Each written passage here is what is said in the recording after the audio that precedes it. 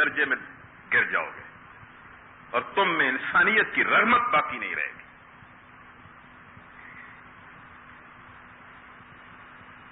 ذالک ازکی لہم، یہ تمہارے لیے زیادہ پاکیزگی کی بات ہے. یعنی ہم جو تمہیں نصیحت کر رہے ہیں یہ کوئی محض فلسفہ نہیں ہے کسی فلسفی کا، یہ تمہاری سیرت و کردار کو پاک کرنے کا ذریعہ ہے. پلید ہو جاؤ گے، تمہارے کردار سے تعفن اٹھے گا، تم بدبودار ہو جاؤ گے اگر تم نے بے حیائی کا راستہ اختیار کیا. ذالک ازکی لہم، یہ تمہارے لیے پاکی کی بات ہے کہ اپنی نگاہوں کو بھی بچاؤ اور اپنی شرمگاہوں کو بھی بچاؤ. اس طرح تم پاک ہوگے. آگے الفاظ دیکھیں، سبحان اللہ و بحمدہ، سبحان اللہ العظیم. اے اللہ، ہم گواہی دیتے ہیں کہ یہ تیرا کلام ہے اور تو نے جو کچھ کہا ہے 100% درست ہے. قرآن کہتا ہے ان اللہ خبیر بما یصنعون، بے شک اللہ تعالیٰ کو اس عمل کی خبر ہے جو تم کرتے ہو. یہ کیوں کہا اللہ نے؟ یہ اس لیے کہا کہ انسان خواہ کتنا ہی ننگا کیوں نہ ہو جائے پھر بھی یہ بدکاری کے کام چھپ چھپ کے کرتا ہے. اللہ تعالیٰ نے کہا کہ کہاں چھپو گے، کس کونے میں چھپو گے؟ اللہ کی نگاہ سے بچ کر کہاں چلے جاؤ گے؟ ان اللہ خبیر بما یصنعون. تم جہاں بھی چھپ کر بدی اور بدکاری کا فعل کرو گے اللہ تعالیٰ کو اس کی خبر ہے. تم اپنے ضمیر کو دباتے ہو، تم اپنے ارد گرد سے چھپتے ہو اور چھپ چھپ کے بدکاریاں کرتے ہو، اپنی نگاہ کو آلودہ کرتے ہو، تو کیا اللہ سے بھی چھپ جاؤ گے؟ ان اللہ خبیر بما یصنعون. اللہ تعالیٰ کو خبر ہے ہر اس عمل کی جو تم کرتے ہیں. اس کے بعد عورتوں سے کہا وَقُلْ لِلْمُؤْمِنَاتِ، اور اے نبی مومن عورتوں سے بھی یہ کہیے یغضضن من ابصارہن، کہ وہ بھی اپنی نگاہیں بچا کے رکھیں. عورتوں کی یہ اجازت نہیں ہے کہ مردوں کو دیکھ دیکھ کر آنکھیں سینکتی رہیں. یہ ٹھیک ہے کہ عورت اور مرد کے دیکھنے میں کچھ فرق شریعت نے کیا ہے، لیکن یہ تو کلیئر بات ہے کہ نبی کریم صلی اللہ علیہ وسلم گھر میں بیٹھے ہوئے تھے، حضرت ام سلمہ اور میمونہ رضی اللہ تعالی عنہا بیٹھی تھی، اور ایک مرد، ایک شخص گھر میں داخل ہوا تو نبی صلی اللہ علیہ وسلم نے حیران ہو کر اپنی بیویوں سے پوچھا کہ تم نے پردہ کیوں نہیں کیا، کیوں نہیں پردہ کیا؟ تو نبی صلی اللہ علیہ وسلم کی بیویوں نے، امہات المومنین نے عرض کیا کہ یا رسول اللہ، یہ شخص تو نابینا ہے، یہ تو ہمیں نہیں دیکھ سکتا. تو نبی صلی اللہ علیہ وسلم نے فرمایا کہ تم بھی نابینی ہو. یہ حدیث ہے، موجود ہے، اور یہ بات ویسے بھی فطرت بھی بتاتی ہے کہ عورتوں کو بھی اپنی نگاہوں کی حفاظت کرنی چاہیے. ٹی وی کے سامنے بیٹھ کر ڈرامے دیکھتے رہنا اور وہ سارے فوش مناظر دیکھتے رہنا، یہ عورتوں کو جائز ہے؟ کس طرح جائز ہے؟ پہلا حکم ہی عورتوں کو اللہ تبارک و تعالی نے یہ دیا، کیا مطلب ہوگا کہ اپنی نگاہوں کو بچا کے رکھو. چلے ہم اس کا کوئی مطلب بیان نہیں کرتے، جو مطلب آپ کو سمجھ آتا ہے آپ اس پر عمل کریں. کہ عورتوں کو اللہ تبارک و تعالیٰ نے فرمایا کہ اے نبی انہیں کہو کہ اپنی نگاہیں بچا کے رکھیں. وَيَحْفَظْنَ فُرُوجَهُنَّ، اور اپنی شرمگاہوں کی حفاظت کریں. عورت کی طرف سے اللہ تعالیٰ کو سب سے زیادہ محبوب عمل حیا ہے، سب سے زیادہ محبوب عمل. وَلَا يُبْدِينَ زِينَتَهُنَّ، یہ ہے حجاب کا حکم. یہ جسے کہتے ہیں نا کہ پردے کا حکم، وہ یہاں سے شروع ہوتا ہے. وَلَا يُبْدِينَ زِينَتَهُنَّ، اور انہیں یہ کہو کہ یہ اپنی کسی زینت کو ظاہر نہ کریں. بعض لوگ سطر اور حجاب کو گڈمڈ کر دیتے ہیں، وہ سطر کو زینت سمجھ لیتے ہیں. سطر عورت کے جسم کا وہ حصہ ہے یاد رکھیں، اس کو اچھی طرح سن لیں. ستر عورت کے جسم کا وہ حصہ ہے جس کو اسے اپنے محرم سے بھی چھپانا چاہیے، باپ سے، بھائی سے، بھانجے سے، بھتیجے سے بھی چھپانا چاہیے. اور حدیث میں اس کی تصریح موجود ہے کہ پورا جسم اس میں شامل ہے، صرف ہاتھ اور چہرہ نہیں ہے. عورتوں کو اپنے گھروں کے اندر اپنے باپ اور بھائیوں کے سامنے چلتے پھرتے بھی اپنے چہرے کے سوا اور اپنے ہاتھوں کے سوا اپنی باقی جسم کو ڈھانک کے رکھنا چاہیے. اور حجاب کیا ہے؟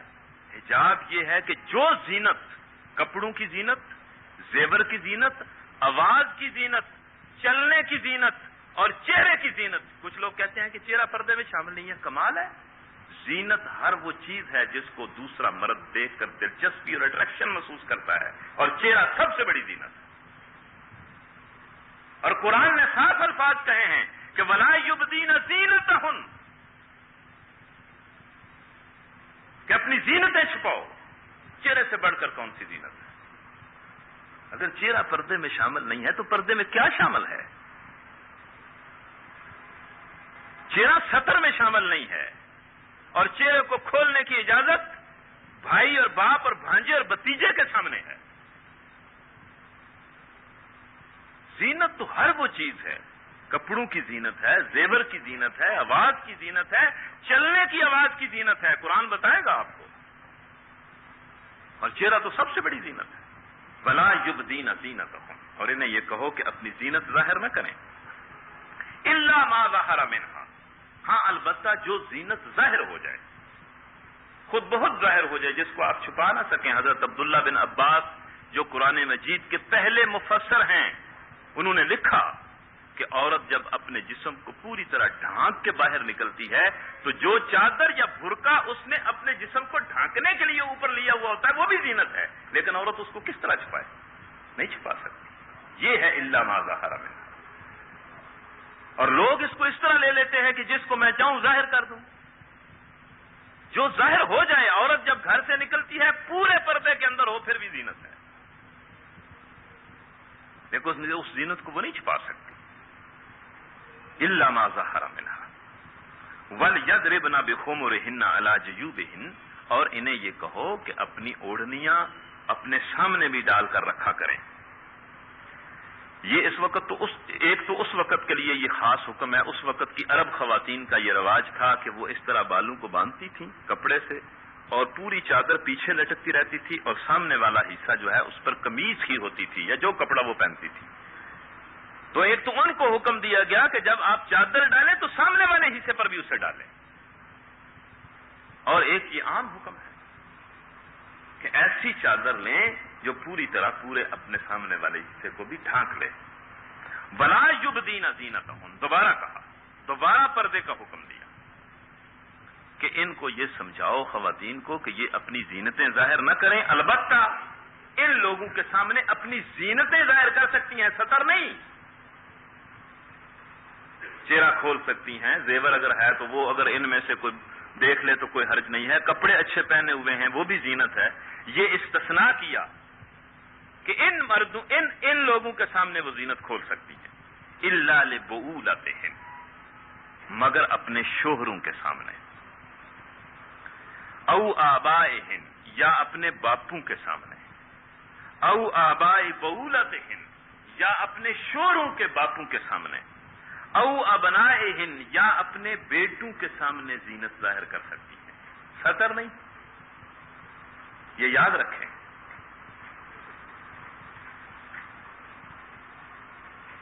او ابنائے بعولتہن، یا اپنے شوہروں کے بیٹوں کے سامنے. او اخوانہن، یا اپنے بھائیوں کے سامنے.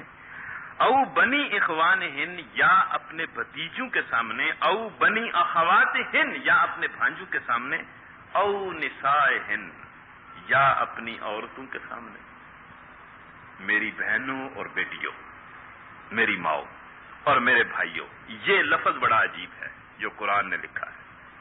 او نسائہن، اور یہ لفظ ہے، موجود ہے، کوئی اس کا انکار نہیں کر سکتا. یا اپنی عورتوں کے سامنے اپنی زینت ظاہر کرو. سب مفسرین مفسرین نے یہ لکھا کہ کچھ عورتیں ایسی ہیں کہ جن عورتوں سے عورتوں کو پردہ کرنا چاہیے. عجب بات ہے، عورتوں سے عورتوں کا پردہ، یہ کیا بات ہے؟ یہ الفاظ ہیں او نسائہن، یا اپنی عورتوں کے سامنے زینت کھولو، یعنی کچھ عورتیں ایسی ہیں جن کے سامنے زینت نہ کھولو، جن سے پردہ کرو، عملاً پردہ کرو، اپنی زینتوں کو چھپاؤ.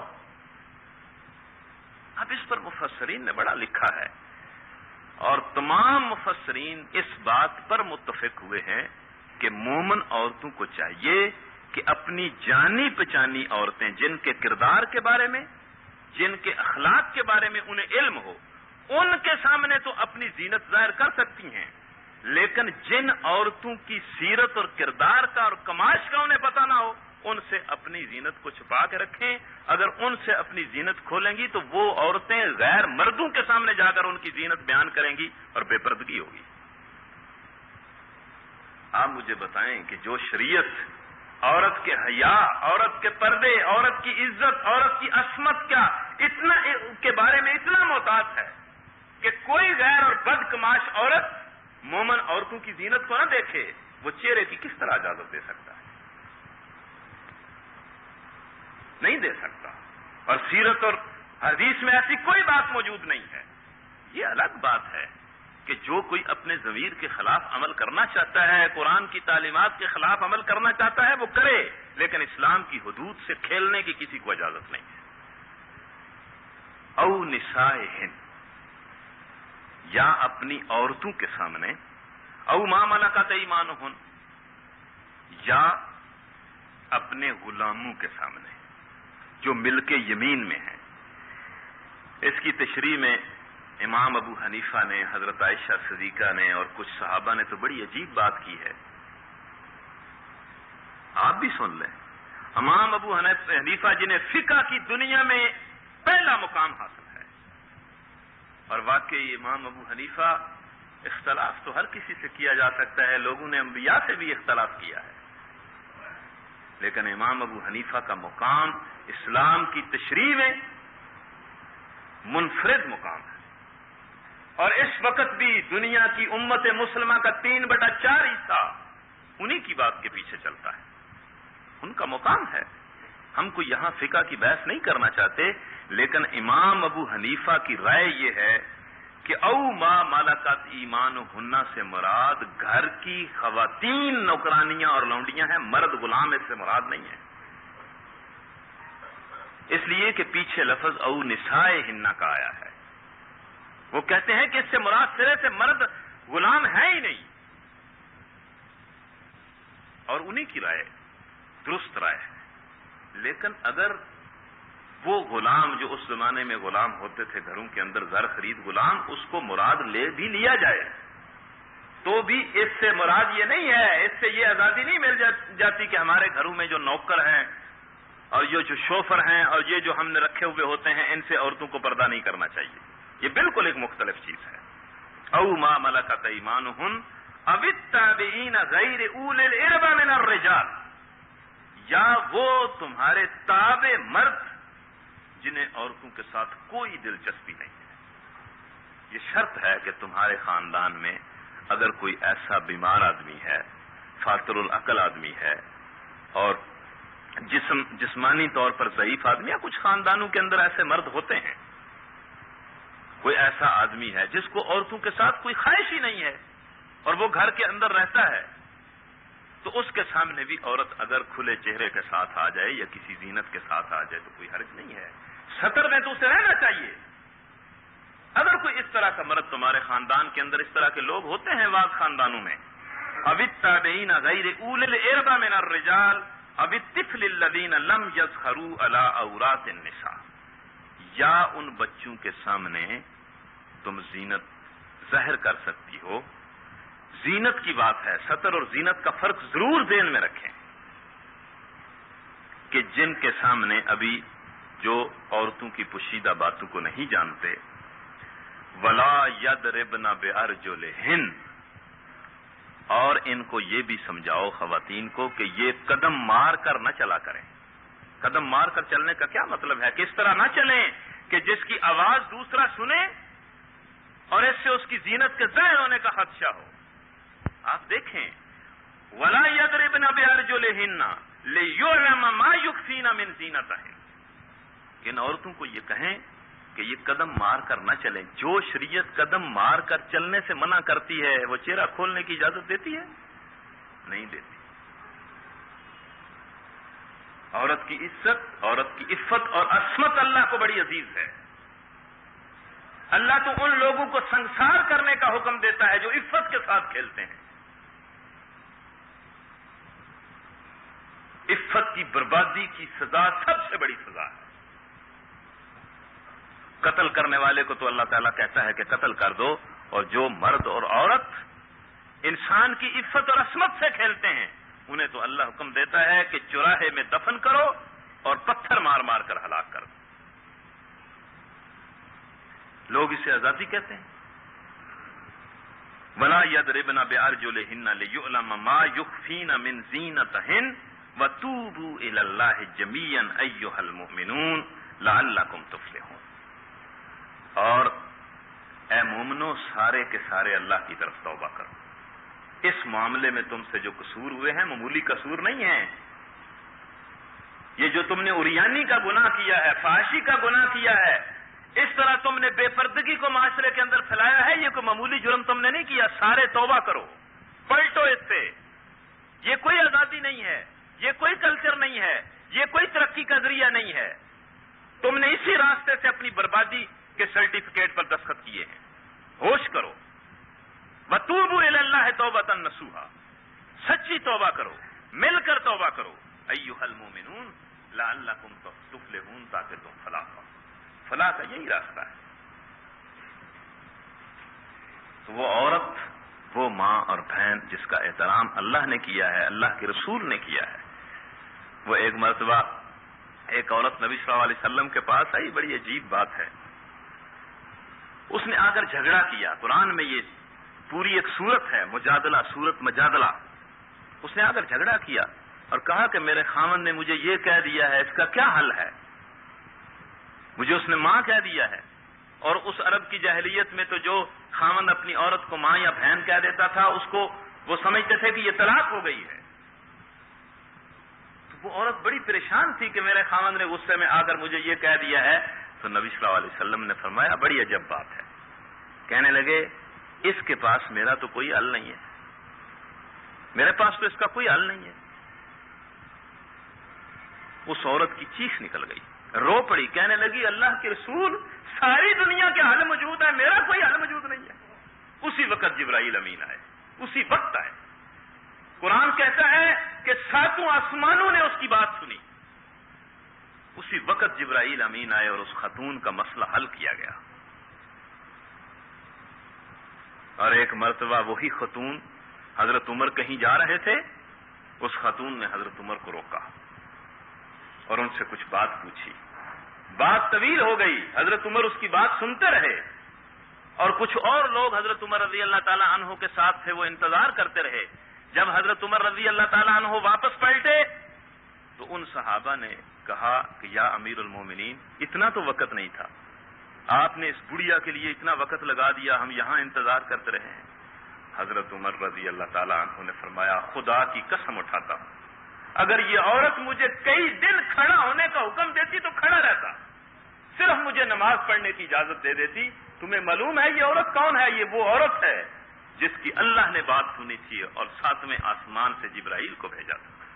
یہ وہ عورت ہے. تو عورت کی عزت اور حرمت تو اللہ اور اس کے رسول نے کی ہے. اس لیے میں اپنی بہنوں اور بیٹیوں سے بھی کہتا ہوں کہ آپ امت کا حرم ہیں، آپ رسول کریم صلی اللہ علیہ وسلم کی وفادار بندیاں ہیں. آپ اللہ کی وہ وفادار بندیاں ہیں جن کی عبادت کو اللہ قبول کرتا ہے. اور مردوں سے بھی یہ میں کہتا ہوں کہ اس معاملے میں جرم نہ کرو، اللہ سے توبہ کرو اور فلاح پاؤ. اگلی آیتیں بھی 1-2 منٹ میں سمجھ لیں. بسم اللہ الرحمن الرحیم. وَقَرْنَ فِي بُيُوتِكُنَّ. اس کے 2 ترجمے ہیں. ایک ترجمہ یہ ہے کہ اے